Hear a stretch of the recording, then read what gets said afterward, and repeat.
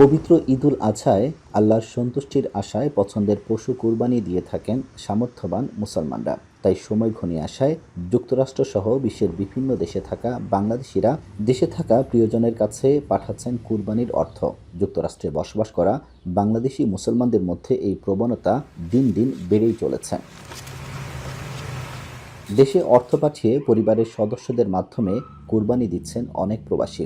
এভাবে দেশের অর্থনীতিতে রেমিটেন্স যোগ করে গুরুত্বপূর্ণ অবদান রাখছেন তারা। একটা ধরেন উপকার হচ্ছে রেমিটেন্স যাচ্ছে। আপনারা হয়তো দেখছেন যে এই রিজার্ভে হাত না দিয়েই এই রেমিটেন্সের টাকা দিয়ে অনেকগুলা মানে ঋণ পরিশোধ করা হয়েছে ইতিমধ্যেই বাংলাদেশে। সেখানে চামড়াটাও সেখানে হয়তো বিক্রি করছে, মাদ্রাসা, স্কুল, এতিম, হয়তো others people, they are getting benefit from ইয়ার।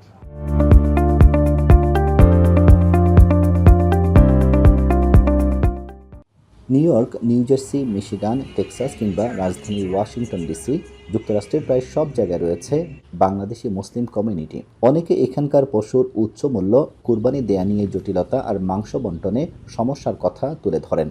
এসব কারণে দেশের আত্মীয় স্বজনের কাছে কুরবানির অর্থ পাঠিয়ে দেন বলে জানান তারা। টাকার পরিমাণটা অনেক বেশি এখানে চলে যায় এবং একজন মানুষ একটা কুরবানি দেয় না, একজনে একটা নাম দেয়।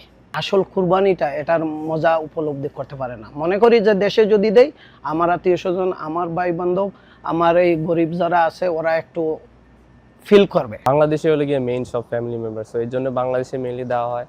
কারণ এখানেও যদি কোরবানি করা হয় এটা তো অলমোস্ট লাইক শুধু মাংস কেনার মতো হয় কোরবানি। কুরবানির মৌসুমে যুক্তরাষ্ট্র থেকে হাজার হাজার কোটি টাকার রেমিটেন্স যায় বাংলাদেশে। উপকৃত হন কুরবানির পশু ব্যবসায়ী, কসাই, দরিদ্র পরিবারগুলো। সার্বিক অর্থনৈতিক চক্রেও আসে গতি। দেশে দেওয়াতে আমি ওইটার পক্ষেই থাকি। দেশে দেওয়া যায়, গরিব লোকেরা উপকৃত হয়, আর দেশে অনেক টাকা যায়, ওইটা আসলে রেমিটেন্সটাও দেশের জন্য বাড়ে। বাংলাদেশের গ্রামগঞ্জে এমন অনেক পরিবার আছে যারা সারা বছর মাংস কিনতে পারেন না, তাই ঈদুল আজহার অপেক্ষায় থাকেন অনেকে। কুরবানির মাংসে পূর্ণতা পায় ঈদ আনন্দ। কুরবানির সময় প্রবাসী বাংলাদেশিদের এই সহযোগিতা শুধুমাত্র ধর্মীয় দায়িত্ব পালনেই সীমাবদ্ধ নয়, বরং বাংলাদেশের অর্থনীতি এবং সামাজিক ভারসাম্য রক্ষায়ও রাখে গুরুত্বপূর্ণ ভূমিকা। আব্দুল আহাদ, এখন, যুক্তরাষ্ট্র।